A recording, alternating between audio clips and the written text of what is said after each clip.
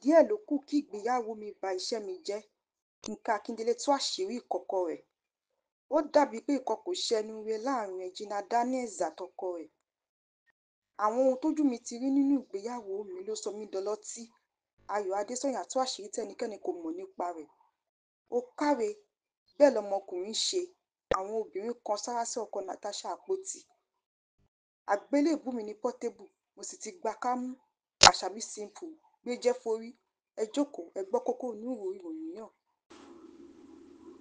Níbi ìpàdé tí gbajúgbajà òṣèrébìnrin tíátà ní Fúnkẹ́ Akíndélé lọ láìpẹ́ yìí ló ti sọ nípa ìrìn àjò rẹ̀ nínú iṣẹ́ tíátà àti àwọn ìdojúkọ ìjákulẹ̀ àti bí ìgbéyàwó rẹ̀ ṣe fẹ́ ba iṣẹ́ rẹ̀ jẹ́. Ó sọ nípa bí ó ṣe bẹ̀rẹ̀ iṣẹ́ tíátà ní ọdún 27 sẹ́yìn àti pé ohun tó ràn òun lọ́wọ́ ni nípa gbígbájúmọ́ ohun tí òun fẹ́ ṣe. Ó ní kò lè ṣe kí ènìyàn má rí ìjákulẹ̀ tàbí ìdojúkọ láyé.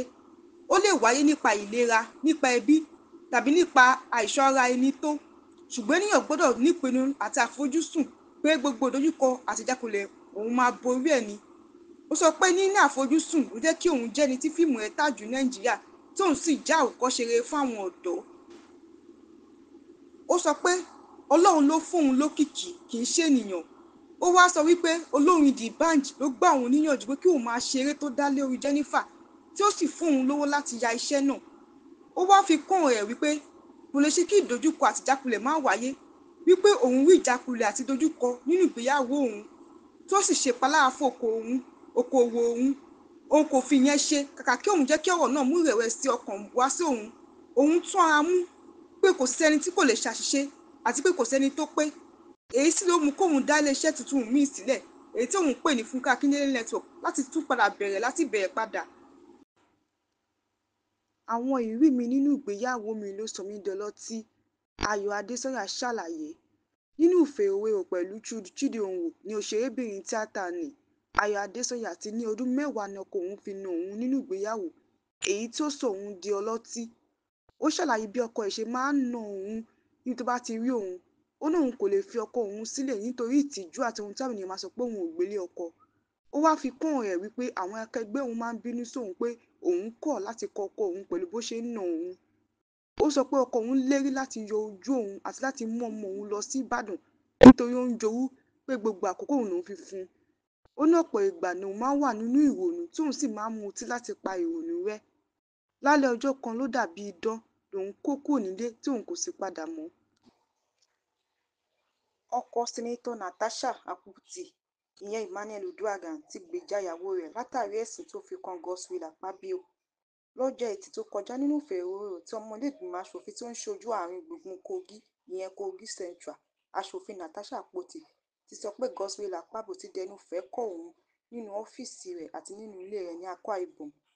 Èyí wáyé nípa ìjà tó wáyé láàrin wọn lórí ààyè ìjókòó nílé ìgbìmọ̀ aṣòfin. Nínú ọ̀rọ̀ tí ọkọ Natasha fi léde ló ti sọ pé ìyàwó òun ti sọ ohun tí Akpabio ṣe fún òun, tí òun sì lọ bá Akpabio sọ̀rọ̀ pé kí ó bọ̀wọ̀ fún ìyàwó òun àti bíbọlá fún ọ̀rẹ́ tó wà láàrin àwọn, táwọn sì yanjú ọ̀rọ̀ náà ní tùbínùbí.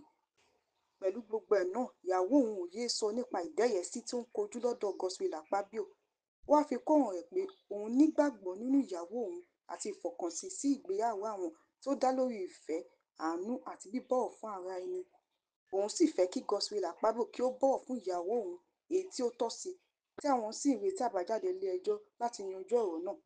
Èyí ló mú káwọn obìnrin máa kan sáárá sí ọkọ Natasha pé ọkọ gidi tí wọ́n fi ń ṣàdúrà fọ́kọ ni. Ó dàbí wípé nǹkan kò ṣẹnu re láàrin Regina Daniels àti ọkọ rẹ̀ látàrí ìròyìn tó ń lọ nígboro ayé pé Chika Ike lóyún fún ọkọ Regina Daniels, ìyẹn Ned Nwoko, ṣùgbọ́n tí àwọn méjèèjì ti ní irọ́ ni pé kò sí òótọ́ ọ̀rọ̀ níbẹ̀. Èyí tí wọ́n sọ pé ó mú kí Regina Daniels kúrò lórí ẹ̀rọ ayélujára Instagram fún ọjọ́ díẹ̀, ṣùgbọ́n tó ti yọ orúkọ ọkọ rẹ̀ kúrò lórí ẹ̀rọ ayélujára Instagram rẹ̀ tí ó sì pa àwòrán táwọn méjèèjì jọ yà papọ̀ rẹ̀, ló mú káwọn ènìyàn máa fura pé ó dàbí pé nǹkan kan ń ṣẹlẹ̀ láàrin tọkọtaya náà.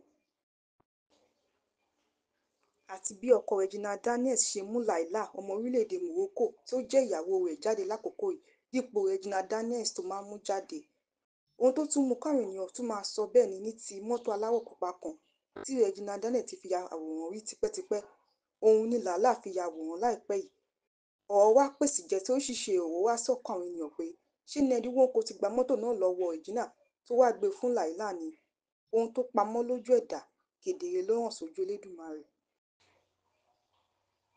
Àṣàbí Simple, ọ̀kan lára àwọn tó bímọ fún Habib Òkìkíọlá Badmus táwọn olólùfẹ́ ń pè ní Portable, ti kí Portable kú ìpalẹ̀mọ́ ọjọ́ ìbí rẹ̀ tí ó sì ń gbàdúrà fún pé kí Ọlọ́run bùkún fún kí ó sì máa tọ́ sọ́nà.